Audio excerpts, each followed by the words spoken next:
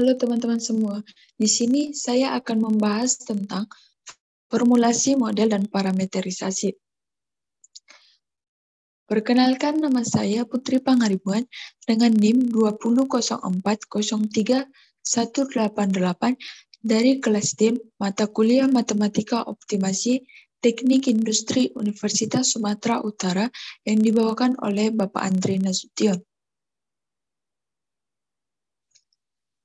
Apakah itu formulasi model? Di sini kita melihat kata formulasi dan model. Formulasi itu adalah bagaimana cara merumuskan atau menyusun dalam bentuk matematis. Sedangkan model itu 188 dari kelas D mata kuliah Matematika Optimasi Teknik Industri Universitas Sumatera Utara yang dibawakan oleh Bapak Andre Nasution.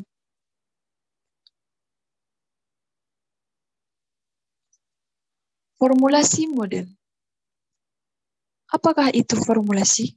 Formulasi itu adalah bagaimana cara menyusun atau merumuskan dalam bentuk matematis. Sedangkan model itu adalah bagaimana gambaran atau representasi dari suatu sistem nyata, di mana sistem itu adalah hubungan atau interaksi antara elemen-elemen yang terjadi untuk mencapai suatu tujuan tertentu. Dari sini, kita dapat mengartikan bahwa formulasi model itu merupakan upaya untuk merumuskan atau menyusun representasi sistem antar elemen yang terjadi dalam kehidupan nyata ke dalam bentuk matematis. Formulasi model itu juga dapat kita sebut sebagai suatu bentuk pernyataan hipotesis dalam bahasa model, di mana diungkapkan bahwa suatu variabel merupakan fungsi dari variabel-variabel lainnya. Ada beberapa tahapan yang terjadi dalam formulasi model. Yang pertama itu adalah pemilihan variabel yang dilibatkan. Pada tahapan ini, seorang analisator diharapkan mampu untuk meninjau masalah dan memilih variabel yang relevan dengan permasalahan yang terjadi dalam sistem.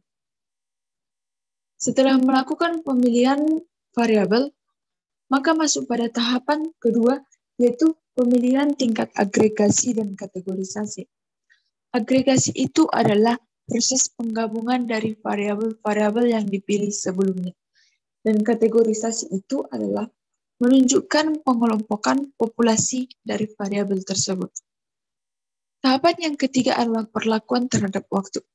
Perlakuan terhadap waktu ini diperlukan karena model yang akan diformulasikan akan dipergunakan untuk masa yang akan datang, sehingga perlu pertimbangan dalam perlakuan yang berkaitan dengan waktu. Tahapan yang keempat adalah spesifikasi model. Dalam spesifikasi model ini, setelah menetapkan tujuan yang diinginkan dari proses formulasi, maka perlu dibuat hipotesis dalam berupa struktur. Dengan adanya struktur dari hipotesis tersebut, maka masuk pada tahapan yang kelima adalah kalibrasi model. Kalibrasi model itu adalah bagaimana cara mencocokkan model dengan masalah yang terjadi pada sistem. Dengan adanya struktur hipotesis dari spesifikasi model, maka akan mempermudah untuk melakukan tahapan kalibrasi model. Ada beberapa faktor yang mempengaruhi formulasi model. Yang pertama, model yang diformulasikan harus mewakili sistem yang nyata. Yang kedua, sistem kompleks atau rumit harus diformulasikan menjadi model yang sederhana. Yang ketiga itu, perlunya kemampuan analisator dalam menunjukkan permasalahan dalam sistem agar mampu menetapkan metodologi penyelesaian.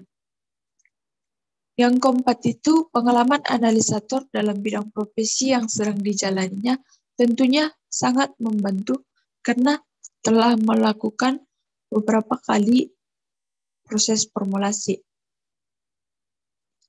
Ada beberapa jenis formulasi yang dibagikan berdasarkan bentuk dan sifat variabel. Berdasarkan bentuk ada 3. Yang pertama, formulasi model analitik yang menggunakan teknik analisis dengan teori matematis yang menghasilkan solusi secara langsung dan bersifat umum. Yang kedua, formulasi model heuristik menggunakan teknik mengembangkan efisiensi dalam proses pencarian, namun menyebabkan beberapa kemungkinan mengorbankan kelengkapan formulasi tersebut.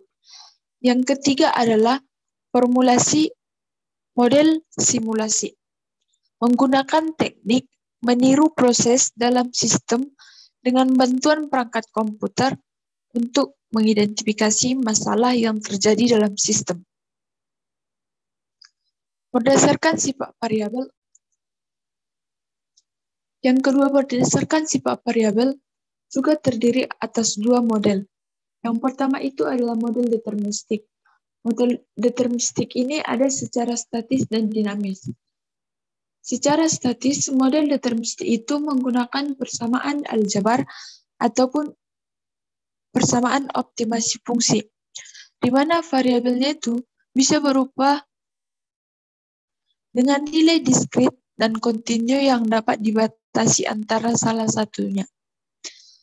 Yang kedua, secara dinamis, model deterministik itu menggunakan persamaan diferensial biasa, menggunakan persamaan beda diferensial, dan persamaan integral, di mana variabelnya itu bisa variabel bebas ataupun variabel terikat dengan nilai diskrit atau kontinu yang dapat dibatasi. Yang kedua itu ada model stokastik. Model stokastik juga terdiri atas statis dan dinamis. Secara statik, model stokastik itu menggunakan analisis variansi dan analisis regresif.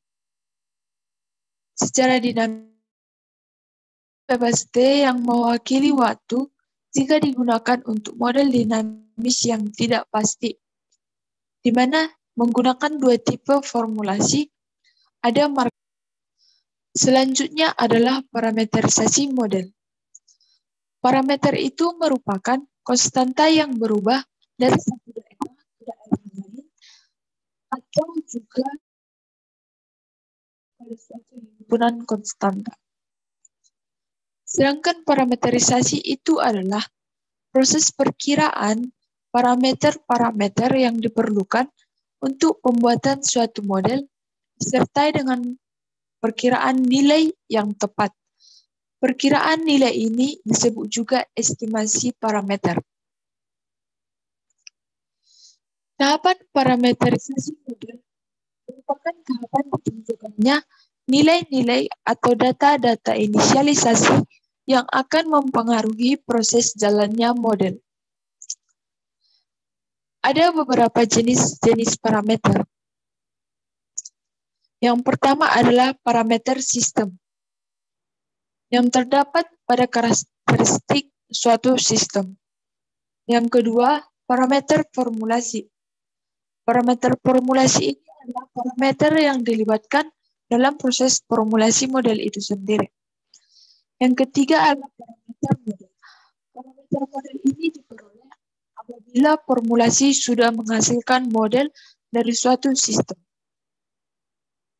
Model dari suatu sistem. Estimasi parameter terdiri atas 2. Estimasi deterministik menggunakan pendekatan persamaan galat atau error dan menggunakan pendekatan keluaran atau output. Estimasi stokastik menggunakan metode kuadrat terkecil atau least squares, menggunakan metode moment atau method of moments, menggunakan metode kemungkinan maksimum atau maksimum likelihood. Estimasi parameterisasi membutuhkan 3 aspek penting. Yang pertama itu adalah kualitas pengukuran. Dalam proses parameterisasi dibutuhkan data-data dari sistem. sehingga dibutuhkan kualitas pengukuran yang baik supaya data yang diperoleh dapat memberikan gambaran nyata dari sistem untuk diolah menjadi suatu model. Kecukupan data. Sistem terdiri atas beberapa elemen yang saling berhubungan, sehingga dibutuhkan data yang cukup dari setiap elemen. Apabila salah satu data tidak terpenuhi dari elemen, maka proses parameterisasi tidak akan sempurna untuk dilakukan. Yang ketiga adalah ketersediaan data. Tentunya data yang tersedia sangat diperlukan dari sistem supaya dapat melakukan proses parameterisasi. Sekian yang bisa saya sampaikan mengenai formulasi model dan parameterisasi. Apabila ada kesalahan kata atau kekurangan dari presentasi saya minta maaf. Saya mengucapkan sekian dan terima kasih.